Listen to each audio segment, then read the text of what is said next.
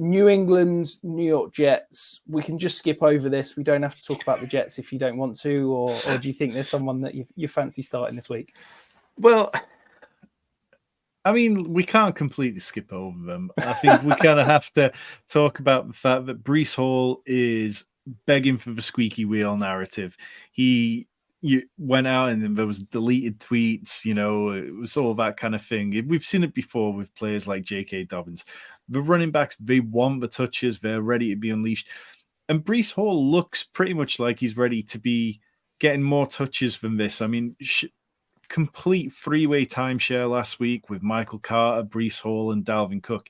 Dalvin Cook fumbles the ball. This is no surprise. This is what Dalvin Cook does. He's just not got it anymore. Yes, he's a fine backup to BREECE Hall, but it's time to start giving BREECE Hall a little more work so that you don't have to rely on Zach Wilson, who, his completion record when pressured is 30%. That's just not going to cut it. And he's being pressured at a league high 53% of dropbacks this year. If you want the defenses to start not try to pressure you quite so much, then let BREECE Hall get out there. Let him run some routes. Let him actually go for some runs so that they have to take account for more than just Zach Wilson dropping back, trying to hit Garrett Wilson. And I think if you've got Garrett Wilson, you can... I mean, it's really tricky. I don't know where he is in your weekly rankings, Rich, but last week, after he scored his 68-yard touchdown, here's the rest of the targets that he got. Incomplete, complete for 15 yards, interception, return for 32 yards, incomplete, interception, and then incomplete.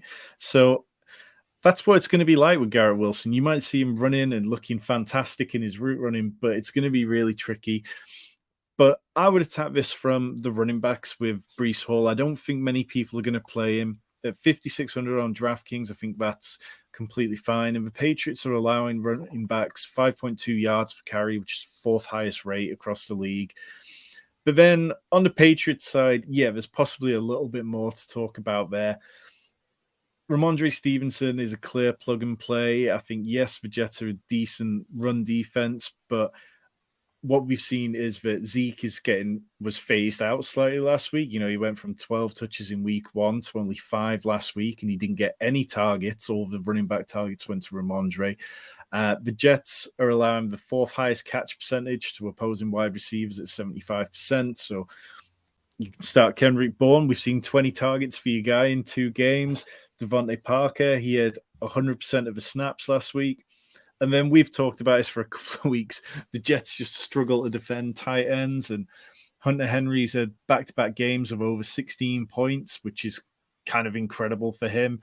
And even with Mike Gesicki, he saw his snap share jump from 40% in week 1 to 70% last week. It still didn't stop Hunter Henry from being the dominant tight end 1. Yeah, I think going back to your question about Garrett Wilson, I've got him wide receiver 26, which feels probably a little bit high if I'm being honest, but I just think he's got that, as you saw last week, he's got that ability to take any reception to the house. So I think that's the point where I'm, got to rank him, but I'm all in on BREECE Hall this week. We talked about it in our members only Discord earlier in the week. I think this is the last window you can go and buy BREECE Hall in Dynasty. I think the Jets now realize that if they want to make the playoffs, I think they need to say to BREECE Hall, this offense is now yours, and he needs to carry the Jets there. He had the little whinge after the game. He sent out the tweet. He moaned about, reporters were asking him why the running game wasn't working. He said, I only got 4 carries. I think I wouldn't be shocked if he saw 20 touches this week. I think that's well within his range of outcomes. And I think that the Jets, you can see on the screen there, last week, complete backfield split. I think we're going to see BREECE Hall at a kind of 60, if not 70% share and getting the vast majority of the touches.